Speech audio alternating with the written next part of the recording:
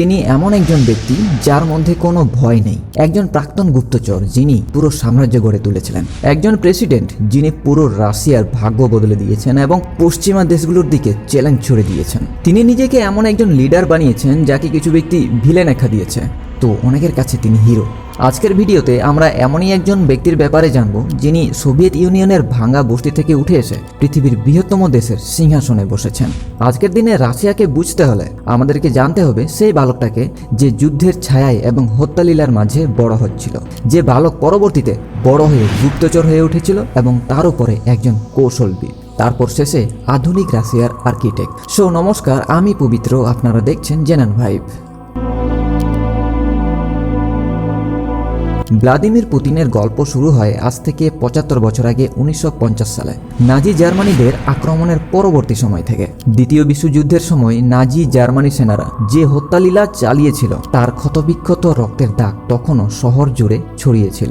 মানুষ তখন ক্ষুধার্ত পেট নিয়ে, প্রিয়জনদের মৃত্যুর স্মৃতি নিয়ে আর ভেঙে পড়ার ভয়ের সাথে জীবনযাপন করছিল। এমনই একটা ছোট্ট কমিউনাল অ্যাপার্টমেন্টের ভিতরে, সবার ঘরের থেকেও ছোট্ট একটা ঘরে ১৯৫২ সালে ভ্লাদিমির ভ্লাদিমিরভিচ পুতিন জন্মগ্রহণ করেন। পুতিনের বাবা ছিলেন একজন সোভিয়েত ইউনিয়নের সৈনিক এবং মা ছিলেন একজন ফ্যাক্টরি ওয়ার্কার যিনি দুর্ভিক্ষের সঙ্গে লড়াই করছিলেন। এখানে একটু জেনে রাখা দরকার, পুতিনের জন্মের আগে তার আরো দুটো ভাই ছিল, যার মধ্যে একজন ছোটবেলাতেই মারা যায় আর দ্বিতীয়জন যুদ্ধ পরিস্থিতিতে থাকা অনাহারে এবং ডিপথেরিয়া রোগে আক্রান্ত হয়ে, যার ফলে পুতিনের মা বাবা দুজনই এমনই এক ক্ষত বহন করে বেড়াচ্ছিলেন যার প্রভাব শৈশবের পুতিনকেও গভীরভাবে প্রভাবিত করেছিল। পুতিন তখন ধীরে ধীরে বড় হচ্ছেন অভাবের কঠিন বাস্তবতার মধ্য দিয়ে, তার থেকে লম্বায় যারা বড় তাদের বুলি খেয়ে খেয়ে আর বেঁচে থাকার তীব্র আকাঙ্ক্ষা নিয়ে। ছোটবেলাতেই পুতিন একটা বিষয় বুঝে গেছিলেন, পৃথিবী কেবল শক্তিশালীকেই সম্মান করে। পুতিন ছোটবেলায় না স্মার্ট ছিল আর না ক্ষমতাশালী, তবুও তাকে বারবার প্রতিযোগিতার সম্মুখীন হতে হতো।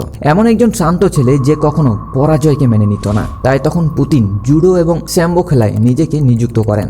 আসলে এখানে জুডো এবং সাম্বো দুটোই হলো এক ধরনের মার্শাল আর্ট স্পোর্টস, আর পুতিন এখানে শুধু স্পোর্টসের জন্যই জয়েন করেননি, তিনি জয়েন করেছিলেন নিজের মধ্যে ডিসিপ্লিন তৈরি করার জন্য, ক্যারেক্টার গঠনের জন্য, নিজের উপর কন্ট্রোল পাওয়ার জন্য, ভারসাম্যতা বজায় রাখার জন্য, ধৈর্য শেখার জন্য, আর প্রতিপক্ষের স্ট্রংগেস্ট পয়েন্টকে নিজের অস্ত্র হিসেবে ব্যবহার করার ক্ষমতা অর্জনের জন্য। পরবর্তীতে তিনি জিওপলিটিক্যাল ক্ষেত্রে এই ফিলোসফিগুলোকেই ব্যবহার করেছিলেন এবং এখনও করছেন। পুতিন কোনোদিন ভাবেননি যে তিনি পলিটিশিয়ান হবেন, বরং তিনি সবচেয়ে বেশি ইন্সপায়ার্ড ছিলেন সোভিয়েত স্পাই ফিল্ম থেকে। তবে কোনো ফেম বা গ্লোরি পাওয়ার জন্য নয়, বরং তার উদ্দেশ্য ছিল ছায়ার অন্তরালে থেকে দেশের জন্য কাজ করা। তাই তিনি মাত্র ১৬ বছর বয়সে সোভিয়েত ইউনিয়নের কেজিবি অফিসে গিয়ে জিজ্ঞাসা করেন, আমি কিভাবে একজন স্পাই হব। তখন তাকে কেউ সিরিয়াসলি নেয়নি, কিন্তু তারা পুতিনকে বলেছিল, আগে ল ডিগ্রি হাসিল করো, লাইফে ডিসিপ্লিন নিয়ে আসো আর লয়াল থাকো। আর পুতিন সেটাই করেছিলেন। অভাব অনটনের মধ্যে বড় হওয়া পুতিন আগেই বুঝে গেছিলেন, যদি তুমি ডাইরেক্টলি ক্ষমতা অর্জন করতে না পারো তাহলে এমন কিছু পদ্ধতি খুঁজে বের করো যা তোমাকে অদৃশ্য ক্ষমতা প্রদান করবে। আর এই চিন্তা ভাবনা থেকে পুতিন সিদ্ধান্ত নেন কেজিবিতে যাওয়ার। ভ্লাদিমির পুতিন ১৯৭৫ সালে জুনিয়র লেফটেন্যান্টের র্যাঙ্ক হাসিল করে কেজিবিতে যোগদান করেন। কেজিবিতে যোগদান দেওয়া পুতিনের শুধু স্বপ্নই ছিল না, এটা ছিল তার দেশের প্রতি অসীম ভালোবাসা। আর কেজিবি তাকে ৩ রকম ভাবে ট্রেনিং দিয়ে আরো স্ট্রং বানিয়েছিল। প্রথমে সাইকোলজিক্যাল ট্রেনিং, যেখানে তাকে শেখানো হয়েছিল মানুষকে কিভাবে রিড করতে হয়, কিভাবে সামনের ব্যক্তির বিহেভিয়ার প্রেডিক্ট করতে হয়, ফলাফল কিভাবে ম্যানিপুলেট করতে হয়, প্রচুর চাপ এলেও কিভাবে নিজেকে শান্ত রাখতে হয়। আর দ্বিতীয় পর্যায়ে তাকে ইমোশনাল ডিসিপ্লিন বিল্ড করার জন্য ট্রেনিং দেওয়া হয়, no anger, no reaction, no fear, just observation. আর তৃতীয় পর্যায়ে তার ট্রেনিং হয় লয়ালটি নিয়ে। কেজিবির ডিমান্ড ছিল অ্যাবসলিউট লয়ালটি, তার দেশের প্রতি, তার কাজের প্রতি এবং কমান্ডিং অফিসারদের প্রতি। আর এই সমস্ত দক্ষতা পরবর্তীতে পুতিনের শাসন ব্যবস্থাকে নতুন রূপ দিয়েছিল। পুতিন ট্যালেন্টদের পরিবর্তে লয়ালদের সম্মান দিতেন, কারণ কেজিবির দুনিয়ায় লয়ালটি হলো মূল নিরাপত্তা, ট্যালেন্ট সেখানে অপশনাল। কিন্তু বিশ্বাসঘাতকতার পরিণাম একমাত্র মৃত্যু। কেজিবিতে পুতিন মূলত ইন্টেলিজেন্স অ্যানালাইসিস এবং রিক্রুটমেন্টের কাজ করতেন। তবে পুতিন জেমস বন্ডের মতো কোনো পদক্ষেপ নিতেন না, বরং তিনি ঠান্ডা মাথায় সাইকোলজিক্যাল ওয়ারফেয়ারে নিযুক্ত হতেন। কেজিবি তাকে ধৈর্য ধরতে শিখিয়েছিল আর শিখিয়েছিল সঠিক মুহূর্তের জন্য বছরের পর বছর ধরে অপেক্ষা করতে। আর এই ধৈর্যই একদিন তাকে একটিও গুলি না চালিয়ে রাশিয়া দখল করতে সাহায্য করেছিল। পুতিনের জীবনের সবচেয়ে গুরুত্বপূর্ণ সময়টা হলো তখন যখন ইস্ট জার্মানিতে তার পোস্টিং হয়। 1985 সালে ইস্ট জার্মানির ড্রেসডেনে তাকে পাঠানো হয়, আর এটাই পুতিনের জীবনের সবচেয়ে গুরুত্বপূর্ণ মুহূর্ত হয়ে ওঠে। 1989 সালের ডিসেম্বর মাসে বিদ্রোহীরা বার্লিন ওয়াল ভেঙে দেওয়ার পর ইস্ট জার্মানিতে অবস্থিত সোভিয়েত ইউনিয়নের কেজিবি অফিসে আক্রমণ করে। পুতিন মস্কোতে কল করে ব্যাকআপ পাওয়ার জন্য, কিন্তু মস্কো জানায় আমরা কিছুই করতে পারবো না, কারণ উপর থেকে কোনো অর্ডার নেই। এ কথা শুনে পুতিনের বিশ্বাস ভেঙে গিয়েছিল। দি মাইটি সোভিয়েত ইউনিয়ন, যে পরাশক্তির জন্য তিনি তার জীবন উৎসর্গ করেছিলেন, তা বালির দুর্গের মতো ভেঙে পড়েছিল। পরবর্তীতে পুতিন বলেন সোভিয়েত ইউনিয়ন ভেঙে পড়েছিল তার কারণ তারা আত্মরক্ষার ইচ্ছাটুকু হারিয়ে ফেলেছিল। সেই রাতেই পুতিন তার ফিউচার আইডিওলজি সেট করে নিয়েছিলেন। তার রাষ্ট্রকে কখনো ভেঙে পড়তে দিবেন না, কখনো দুর্বলতাকে দেখাবেন না, কখনো কারো উপর ডিপেন্ড হয়ে থাকবেন না, কারণ মেরুদণ্ড যদি দুর্বল হয়ে যায় তাহলে দেশের মৃত্যু ঘটবেই। আর এটাই ছিল পুতিনের মতবাদ। সোভিয়েত ইউনিয়নের পতন শুধু একটা জাতিকেই ভেঙে দেয়নি, বরং এই পতন জীবনকে ভেঙে দিয়েছিল। যেখানে শহর পুরোপুরি ভেঙে পড়েছিল, কারখানা বন্ধ হয়ে গিয়েছিল, আর মানুষ নিরাশ হয়ে পড়েছিল। অনেকের কাছে ব্যাপারটা বিশৃঙ্খলা মনে হলেও কিন্তু একজনের কাছে তা সুযোগে পরিণত হয়। 90 দশকের গড়ার দিকে যেখানে পুরো দেশ উত্তাল হয়ে গেছিল, তখন আমাদের প্রাক্তন কেজিবি এজেন্ট উঠে আসেন, তবে একজন সৈনিক হিসেবে নয়, বরং একজন সমাজ সংস্কারক হিসেবে। এমন একজন ব্যক্তি হয়ে উঠে আসেন যিনি ভালো করেই জানতেন কিভাবে নতুন রাশিয়ার ক্ষমতা পরিচালনা করতে হবে। এরপর সেন্ট পিটার্সবার্গের সিটি অ্যাডমিনিস্ট্রেশনে মেয়রের আন্ডারে কাজ করতে শুরু করেন। কোনো ধুমধাম ব্যাপার নেই, খবরের শিরোনামেও নেই, কেবল পর্দার আড়ালে থেকে কাজ করে চলা। এখানে তাকে হ্যান্ডেল করতে হতো corruption case, real estate deal, ছোট এবং বড় ব্যবসায়ীদের সাথে ডিল করা, আর এমন সব ক্ষুদ্র নোংরা কাজ করতে হতো যা অন্য কেউ স্পর্শ করতে চাইতো না। আর এটাই ছিল পুতিনের জন্য ক্ষমতায় আসার গোপন পথ। কোনো এলিগেশন নয়, কোনো বিরোধ নয়, বরং একটা মাকড়সার মতো জাল তৈরি করা। ধীরে ধীরে হলেও কিন্তু অবিচলভাবে পুতিন তার নেটওয়ার্ক তৈরি করেছিলেন, স্থানীয় ব্যবসায়ীদের সাথে, নিরাপত্তা কর্মকর্তাদের সাথে, তাদের সাথেও যারা তাকে ভয় পেত। তিনি সকলের কাছে নীরব সমস্যা সমাধানকারী হিসেবে পরিচিতি লাভ করেন, যে শুধু নীরবেই কাজ করে। এরপর রাশিয়ার পুরনো অভিজাতদের জন্য দরজা বন্ধ হয়ে যায়। মিখাইল গর্বাচোভের প্রবর্তিত পেরেস্ট্রয়কা ও গ্লাসনস্ত নীতি কমিউনিস্ট পার্টির কেন্দ্রীয় নিয়ন্ত্রণ ক্ষমতা দুর্বল করে দেয়। এরপর অর্থনৈতিক মন্দা, সামাজিক অসন্তোষ, জাতিগত সংঘাত এবং গণতান্ত্রিক দাবির উদ্দীপনায় এই অভিজাত শ্রেণীগুলোকে ঘিরে ধরা হয় এবং বিদ্রোহ আরও বেড়ে যায়। ফলে সোভিয়েত যুগের পুরনো আমলারা প্রভাব হারিয়ে ফেলে আর নতুন অভিজাত শ্রেণী উঠে আসে, তবে এরাও ছিল অতি লোভী এবং ভাঙাচোরা। এমন পরিস্থিতিতে তখন এমন একজন ব্যক্তির দরকার ছিল যিনি এই বিশৃঙ্খলা নিয়ন্ত্রণ করতে পারবেন। আর 1990-এর দশকের শেষের দিকে একটা ফিসফিসানি শোনাও যেত, তিনি মস্কোতে কার্যকর হতে পারেন। মস্কো দুর্নীতি এবং ধ্বংসের ভয়ে ভীত হয়ে এখন চাইছিল নিশ্চয়তা এবং নিরাপত্তা। আর এমন মুহূর্তেই তাদের ভ্লাদিমির পুতিনের কথা মাথায় আসে এবং 1998 সালে তাকে মস্কোতে ডেকে পাঠানো হয় শুধু একটা দায়িত্ব পালন করার জন্য, নিরাপত্তা ঠিক করো। তারপর পুতিনকে কেজিবির যোগ্য উত্তরাধিকার অনুযায়ী কেজিবি সিকিউরিটি সার্ভিসের ডাইরেক্টর হিসেবে নিযুক্ত করা হয়। আর খুব তাড়াতাড়ি পুতিন তার কাজ শুরু করে দেন। তিনি সেই সব এজেন্টদের ডাকলেন যাদেরকে তিনি বিশ্বাস করতেন, আর বাকিদেরকে সাইডলাইন করে দিলেন। প্রথমেই তিনি ইন্টারনাল সিকিউরিটি স্ট্রং করলেন। অনেকেই ব্যাপারটা ক্ষমতা একতন্ত্রীকরণ হিসেবে দেখছিল, কিন্তু তার কাছে ব্যাপারটা ছিল আগে ভিতকে শক্ত করতে হবে। কারণ পুতিন ইস্ট জার্মানিতে পোস্টিং থাকাকালীন বুঝে গেছিলেন যদি কেন্দ্র দুর্বল হয় তাহলে দেশের মৃত্যু ঘটবেই। আর পুতিন লয়্যালটি প্রমিস করেছিলেন, আর মস্কো তাকে বিশ্বাসও করেছিল, যার ফলাফল 1999 সালে তাকে প্রাইম মিনিস্টার করা হয়। আর এটার জন্য না তাকে র্যালি করতে হয়েছিল, না ক্যাম্পেইন করতে হয়েছিল, কেবল পর্দার আড়ালে রাজনৈতিক খেলা। 1990 সোভিয়েত ইউনিয়ন তখন রক্তাক্ত অবস্থায়। রাশিয়ার অন্তর্গত চেচান তখন সোভিয়েতদের শাসন থেকে মুক্তি পাওয়ার জন্য আক্রমণ চালায়। চারিদিকে তখন সন্ত্রাসবাদ ছড়িয়ে পড়ে। এমনই একটা ভয়াবহ পরিস্থিতি তৈরি হয় যার কারণে সাধারণ মানুষ গণতন্ত্র, স্বাধীনতা এবং আশা ভরসার উপর থেকেও আস্থা হারিয়ে ফেলে। সোভিয়েত ইউনিয়ন তখন ডেসপারেট হয়ে পড়েছিল।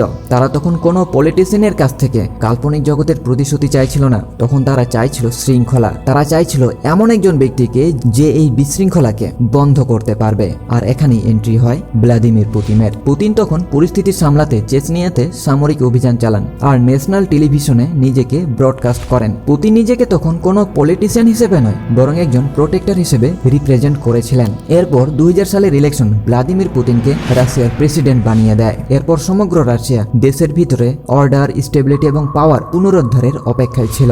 বেশিরভাগ রাশিয়ানদের কাছে তাকে ভোট দেওয়ার যথেষ্ট কারণ ছিল। কয়েক দশকের পতনের পর বিশৃঙ্খলার চেয়েও নীরবতা তখন অনেক ভালো মনে হয়েছিল। কিন্তু ভ্লাদিমির পুতিন ভালো করেই জানতেন ক্ষমতা একবার পেয়ে গেলে সেটাকে ধরে রাখতে হয়, এবং রাশিয়ার কাছে ক্ষমতার অর্থ হলো টাকা আর প্রভাব, আর এই দুটো জিনিস থাকলে ক্ষমতার চাবিকাঠি নিজের হাতে। শুধু তাই নয়, পুতিন মিডিয়াকেও কন্ট্রোল করতে শুরু করেন। এরপর 1990-এর দিকে যেসব অলিগার্ডস রাশিয়ার বেহাল অবস্থার সুযোগ নিয়ে নিজেদের ধনী বানিয়েছিল, তারা মিডিয়া, পলিটিক্স, এনার্জি সবকিছুকে কন্ট্রোল করত।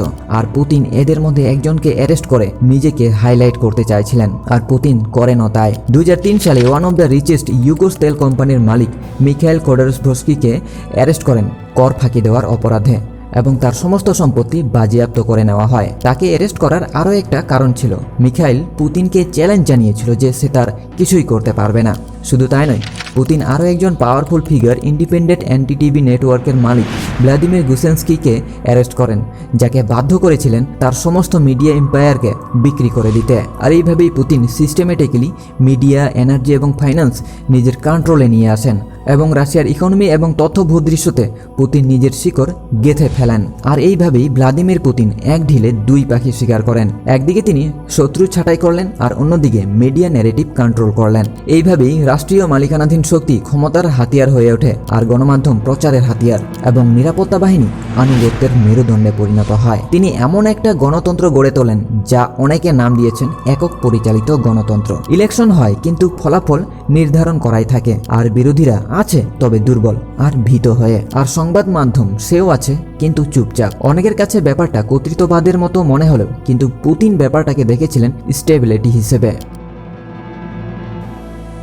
2005 সালের মধ্যে রাশিয়া স্বস্তির নিঃশ্বাস ফেলতে শুরু করে। 1990-এর বিশৃঙ্খলা অনেকটাই কমে যায়। যদিও আনএমপ্লয়মেন্ট রেট সর্বোচ্চ ছিল, কিন্তু মৌলিক অধিকারগুলো পুনরায় চালু করা হয়। অপরাধ কমতে থাকে, কিন্তু বেশ কিছু ফ্যাক্টরি আবারও চালু হয়। বেশিরভাগ রাশিয়ানবাসীদের কাছে ভ্লাদিমির পুতিন ত্রাণকর্তা হয়ে উঠে আসেন। তিনি শুধু ইকোনমিকে রিপেয়ার করার প্রতিশ্রুতি দেননি, তিনি মর্যাদার প্রতিশ্রুতি দিয়েছিলেন, এমন একটা দেশ যা আবার মাথা উঁচু করে দাঁড়াতে পারবে। পুরো রাশিয়া জুড়ে পুতিন এমন বাহবা অর্জন করেছিলেন যেন তিনি সেটা করে দেখিয়েছেন যা আর কেউ করে দেখাতে পারতো না, এবং এটা সত্যিও। আর এইভাবে আপনিও ধ্বংস হয়ে যাওয়া শহরকে পুনরায় গঠন করতে পারবেন, শান্তভাবে, পদ্ধতিগতভাবে, শক্তি এবং নিয়ন্ত্রণের সাথে। তবে প্রতিটি পদক্ষেপের একটা মূল্য থাকে, আর প্রতিটা একত্রীকরণের সাথে একটা ছায়া গজায়, আর সেটাই আমরা এখন জানবো। ভ্লাদিমির পুতিন স্টেবিলিটির নামে ফ্রিডম কেড়ে নিয়েছিলেন, বাক স্বাধীনতা কেড়ে নিয়েছিলেন। একসময় গণমাধ্যম স্বাধীন ছিল, এখন ফিস করছে। বিভিন্নভাবে প্রোটেস্টও হচ্ছে, কিন্তু তা স্ট্রিক্টলি কন্ট্রোলও করা হচ্ছে। সেন্সরশিপ, ভীতি প্রদর্শন, ভয়। কেজিবিতে থাকাকালীন পুতিন যা কিছু শিখেছিলেন এখন নিজের লোকদের উপর আরোপ করতে শুরু করেছেন। পুতিনের যুক্তি এখন একটাই, রাশিয়ার এখন ফ্রিডমের চাইতে সবচেয়ে বেশি দরকার ইউনিটি। আর এই আর্গুমেন্টের নিচেই ছিল ক্ষমতা সংরক্ষণ, নিয়ন্ত্রণ এবং পরম কর্তৃত্ববাদ। তবে ক্ষমতা কখনো দৈবক্রমে টিকিয়ে রাখা যায় না, স্টেপ বাই স্টেপ ক্ষমতা তৈরি করে নিতে হয়। আর ভ্লাদিমির পুতিনের ক্ষমতা ক্রেমলিনে এসে শেষ হয়ে যায়নি, বরং এখান থেকেই শুরু হয়েছিল। পুতিন যখন 2000 সালে অফিসিয়ালি প্রেসিডেন্ট হন, তখন রাশিয়া কোনো সুপার পাওয়ার ছিল না, এমনকি রাশিয়া তখন স্টেবল পর্যন্ত ছিল না। রাশিয়া তখন সবকিছু দিক থেকে জর্জরিত ছিল। 1990-এর পতন, নেটো আরও সম্প্রসারণ হওয়ার ফলে অপমানিত, দুর্নীতি, অলিগার্কদের মধ্যে বিভাজন, আর পশ্চিমা দেশগুলো রাশিয়াকে মৃত্যুবরণকারী শক্তি হিসেবে উপহাস করত। কিন্তু পুতিনের প্রথম লক্ষ্যই ছিল দেশকে আবার শেষ প্রান্ত থেকে ফিরিয়ে আনতে হবে। কিন্তু কিভাবে সম্ভব? গণতন্ত্রের মাধ্যমে তো নয়, মার্কেট ফ্রি করে দেওয়ার ফলেও হবে না, তবে শৃঙ্খলার মাধ্যমে সম্ভব, কেজিবি স্টাইলে, যার উপর পুতিনের অগাধ আস্থা আছে। পুতিন 3টি স্তরে তার স্ট্র্যাটেজি তৈরি করেন। Control the power centre. Putin ভালো করেই বুঝেছিলেন রাশিয়ান সিস্টেমে 3টা পিলার আছে। Pillar 1, security agency. এখানে তিনি তার বিশ্বাসযোগ্য ব্যক্তিদেরকে টপ পজিশনে নিয়োগ করেছিলেন, আর তারা বেশিরভাগই ছিল কেজিবি থেকে, আর এরা প্রত্যেককে দেশের চেয়ে বেশি পুতিনের জন্য লয়াল ছিল। Pillar 2, oligarch. পুতিন অলিগার্কদের দুটো অপশন দিয়েছিলেন, যদি তুমি স্টেটকে সাপোর্ট করো তাহলে তুমি সুরক্ষিত, আর যদি স্টেটকে চ্যালেঞ্জ করো তাহলে তুমি সবকিছু হারাবে। আর মিখাইলকে অ্যারেস্ট করে সেই বার্তাটাই সমস্ত অলিগার্কদের দিয়েছিলেন, মানি ক্যানট চ্যালেঞ্জ পাওয়ার। টিভি নেটওয়ার্কগুলোকে পুতিনের ক্রেমলিন রাজসভা ধীরে ধীরে কিনে নেয়, প্রোপাগান্ডা চালানোর জন্য নয়, বরং স্টেবিলিটি ধরে রাখার জন্য। কারণ ন্যারেটিভ কন্ট্রোল করলে দেশকে কন্ট্রোল করা যাবে। যেহেতু পুতিনের ব্যাপারে আমরা জানতেছি, তাই এটাও স্কিপ করা যাবে না। 2000 থেকে 2008-এর মধ্যে মানুষের বেতন বৃদ্ধি পেয়েছে, জিডিপি 4 গুণ বেড়েছিল, পেনশন বৃদ্ধি পেয়েছিল, মধ্যবিত্ত শ্রেণীর বৃদ্ধি ঘটেছিল, আর জ্বালানি অর্থনীতিকে স্থিতিশীল করেছিল। ফলে জ্বালানি পুতিনের প্রধান অস্ত্র হয়ে ওঠে। বর্তমানে রাশিয়ার কাছে বৃহত্তম প্রাকৃতিক গ্যাসের মজুদ আছে, তেলের পরিমাণও বিশাল পরিমাণ আছে। আর পুতিন এইসব সম্পদকে দাবা খেলার এক্সপার্টের মতো ব্যবহার করছেন। ইউরোপকে পাইপলাইনের সাহায্যে সাপ্লাই করছেন এনার্জি, আর মিডিল ইস্টে সামরিক জোট পাঠিয়েছেন, আর এশিয়াকে সাপ্লাই করছেন তেল। আর এইভাবে রাশিয়া শুধু তার নিজের জায়গায় ফিরে আসেনি, বরং নিজেকে আরও গ্রো করেছে। পুতিন এবার গ্লোবাল লেভেলে খেলার জন্য নিজের সামরিক শক্তিকে আরও শক্তিশালী করে তোলেন। তাই তিনি সামরিক শক্তিকে আরও আধুনিক করে তোলেন। Hypersonic missile, advance cyber unit, nuclear doctrine upgrades, navy expansion, intelligence coordination. আর এগুলো শুধু যুদ্ধের জন্যই উন্নতি করা হয়নি, বরং উন্নত করা হয়েছিল বাণিজ্যের জন্য। এবং খুব শীঘ্রই রাশিয়া এগুলো ব্যবহার করবে। তারপর 2008 সালে যখন নেটো জর্জিয়া এবং ইউক্রেনের জন্য ফিউচার মেম্বারশিপ অ্যানাউন্স করে, তখন পুতিন সরাসরি জানায় আমাদের সীমান্তে নয়। 5 দিনের এই যুদ্ধে জর্জিয়ার 200 থেকেও বেশি সৈন্য মারা যায় এবং 300 সিভিলিয়ান ঘর ছাড়া হয়। এরপর ক্রিমিয়া 2014, এটা ছিল পুতিনের সবচেয়ে কন্ট্রোভার্সিয়াল ডিসিশন। ক্রিমিয়া 2014-এর আগে পর্যন্ত ইউক্রেনের অধীনে ছিল, কিন্তু ঐতিহাসিকভাবে ক্রিমিয়া ছিল রাশিয়ার অন্তর্গত। আসলে এই ক্রিমিয়া উপদ্বীপটি 1973 সালে রুশ সাম্রাজ্যের অংশ হয়েছিল। তারপর সোভিয়েত ইউনিয়নের সময় রুশ সোভিয়েত ফেডারেটিভ সোশ্যালিস্ট রিপাবলিকের অংশ ছিল। এরপর 1954 সালে সোভিয়েত নেতা নিকিতা ক্রুশ্চেভ ক্রিমিয়াকে প্রশাসনিকভাবে ইউক্রেনিয়ান এসএসআর এর হাতে হস্তান্তরিত করেন। তারপর থেকে ক্রিমিয়া ইউক্রেনের একটি অটোনোমাস রিপাবলিক হিসেবে কাজ করেছে।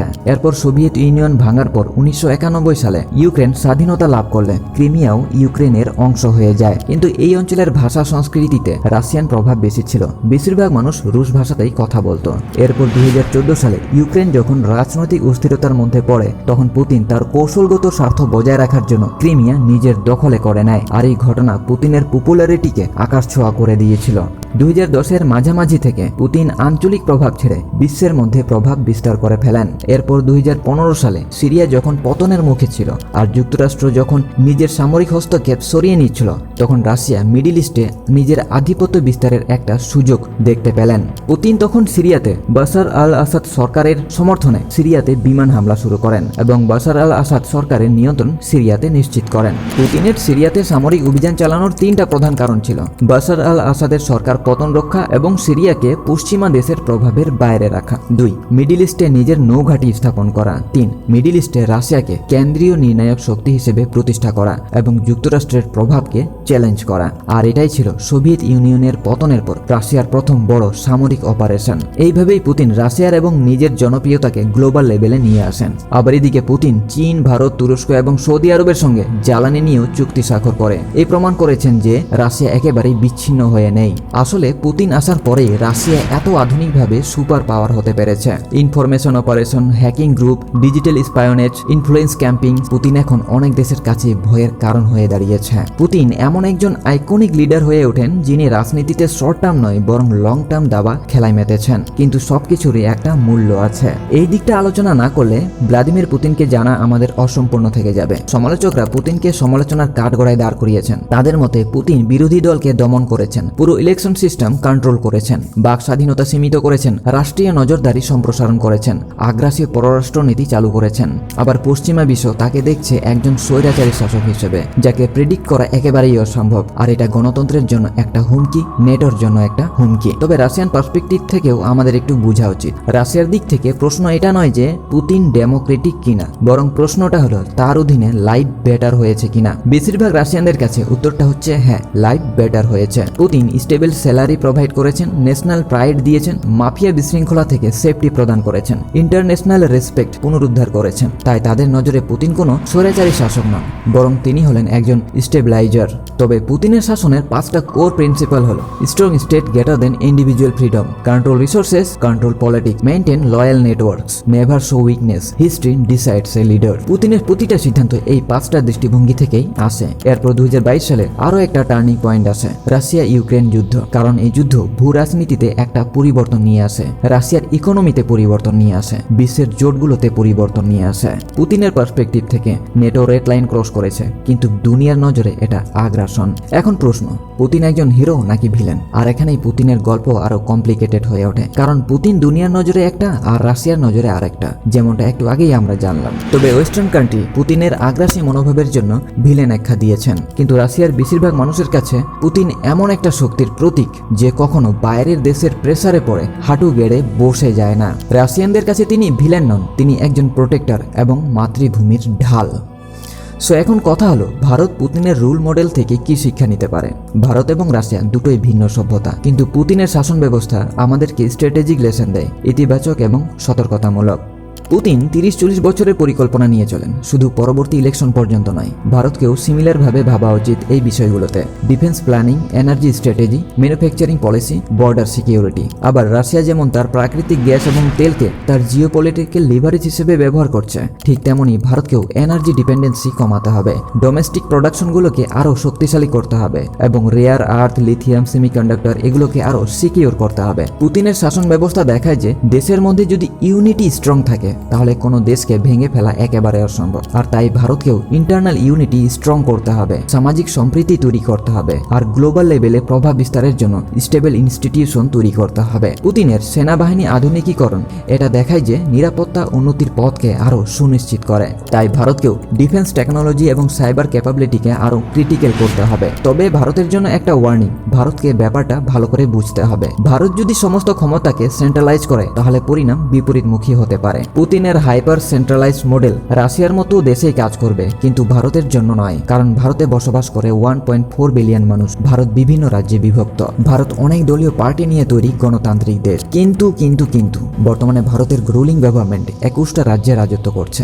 16টা রাজ্যে বিজেপি নিজেই রাজত্ব করছে, আর বাকি 6টা রাজ্যে বিজেপির মিত্র দল রাজত্ব করছে। তাহলে ভারতের জন্য এখন একটাই প্রশ্ন, ভারত কি তার সমস্ত ক্ষমতা কেন্দ্রীকরণের দিকে এগিয়ে নিয়ে যাচ্ছে? এই ব্যাপারে আপনার মতামত অবশ্যই কমেন্ট করে জানাবেন। আর ভারতের রাজনীতি কোন পথে এগোচ্ছে এই নিয়ে যদি একটা অ্যানালাইটিক ভিডিও চান তাহলে অবশ্যই কমেন্ট করে জানাবেন। তবে ডেমোক্রেসি হোক বা ডিক্টেটরশিপ, দুটোরই সুফল এবং কুফল আছে। তবে আমি ডেমোক্রেসিকেই প্রিফার করব।